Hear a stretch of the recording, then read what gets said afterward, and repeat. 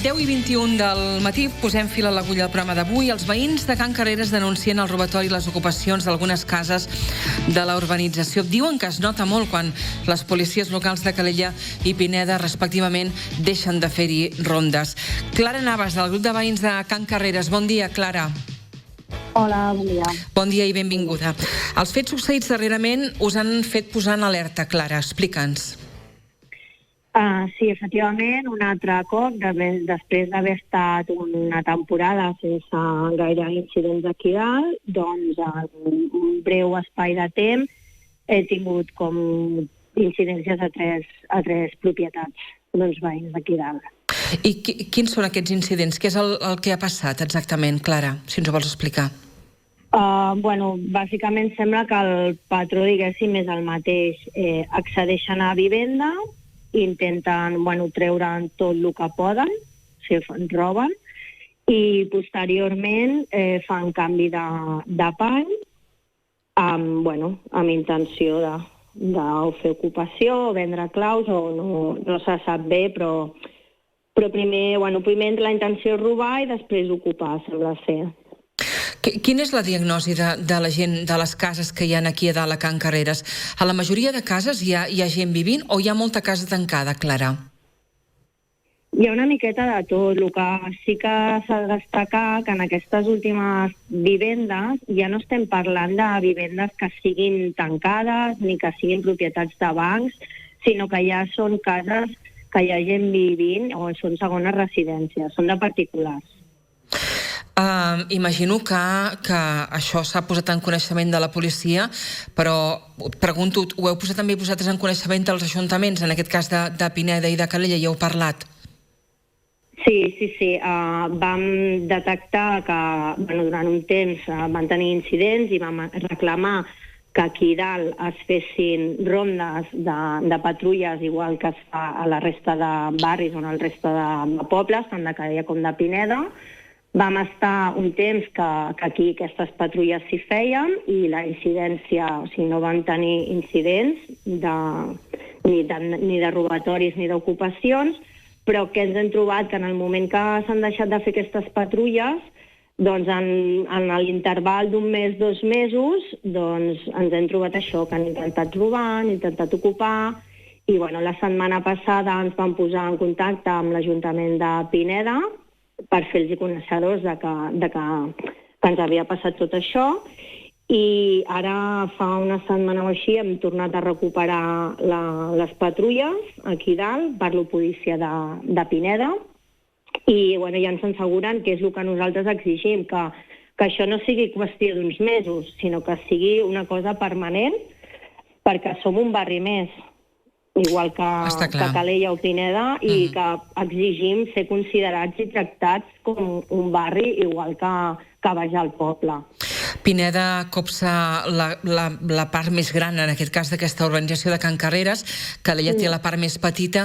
Dius, hem parlat amb l'Ajuntament de Pineda perquè reprenguin les rondes. Ho heu fet també amb l'Ajuntament de Calella? Amb l'Ajuntament de Calella directament no hi hem parlat d'aquest tema, perquè bàsicament, com dius, la majoria de la gent que hi viu aquí dalt, el terreny és Pineda de Mar. I és gairebé un 80% de l'urbanització. I llavors, quan se dediquen més ells a fer aquest servei, i quan ells fan, òbviament, també passen per tota la superfície de l'urbanització, no només per Pineda. És a dir, que quan puja la policia de Pineda també passa pel tram que toca Calella? Sí, perquè és que han de passar, perquè és que moltes vegades per com està distribuït han de creuar, es troba com tallat, no? Hi ha un tros que és Pineda, després Calella i després un altre cop Pineda, i com que han de creuar, doncs ja fan... Mira, Clara... És bàsicament Pineda qui ens fa aquestes rondes. Calella sí que... ara està començant a fer... Hem estat parlant amb ells per uns altres temes, més del que és el manteniment, i estem parlant amb ells i faran unes actuacions, esperem que abans d'acabar aquest any, principis del que ve com a tard, que comencin a fer coses aquí dalt. Entenc, pel que expliques, Clara, que no és habitual i quan dic habitual vull dir cada dia la presència de la policia aquí, al igual que fan rondes al centre del poble o pels carrers del poble a la part baixa, això no passa a la part alta? No pugen cada dia la policia? Bueno, ara estan tornant a pujar cada dia, perquè no, però és el que ens trobàvem, que durant molt de temps aquí no hi havia patrulles, igual que a baix. Però no hi havia presència policial quan algun veí trucava perquè havia passat alguna cosa, però com a norma general d'un patrullatge igual que pot haver-hi el poble, aquí no hi havia, i això és el que vam estar reclamant durant molt de temps. Però, clar, em dius, la policia puja perquè nosaltres els hi hem demanat, no?, en aquest cas, no?, perquè teníem aquest problema ara. Però el que et preguntava és que si no els hi demaneu, ells no pugen? No. Durant molt de temps, per desgràcia, no. No hi havia aquest servei aquí dalt. I quan els reclameu vosaltres, què us diuen? No, ara sí, com que ja s'ha evidenciat que és que quan no hi ha presència policial és quan aquí, clar, compte que estem més apartats, i és com si quan no hi ha aquest servei és com més fàcil, més tentador potser pujar aquí dalt que al poble, que hi ha més moviment, hi ha més gent, hi ha més presència policial que aquí dalt.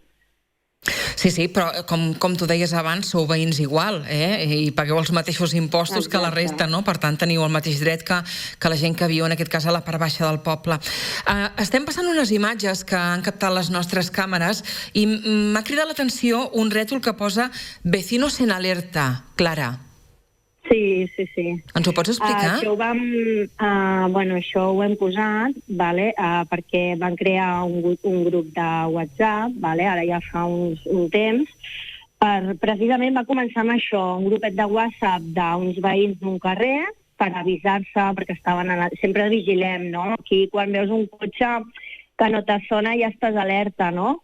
I va començar una mica així, per fer avisos, perquè teníem molta problemàtica aquí dalt, de robatoris i de més, i mica en mica aquest grup va anar creixent, s'hi van sumant més i més veïns, i clar, i ara estem molts veïns connectats i pendents, i vam posar això perquè ens avisem, no? Quan veiem algú sospitós o pròpiament els veïns, escolta, que marxo, fes-me un ull a la casa, o mira, he vist pujar algú sospitós, o que estem molt connectats, els veïns.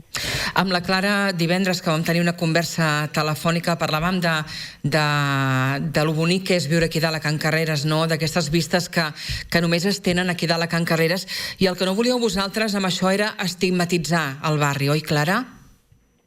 Sí, el que no volíem és que aquesta intervenció fos un altre cop per tornar a estigmatitzar el barri, perquè, a veure, és cert que tenim incidències, però podem tenir les mateixes incidències que es tenen a baix al poble, o inclús amb menor percentatge. El que passa que és això, que amb aquest grup de WhatsApp doncs som més conscients de les coses que passen al barri i estem molt més informats.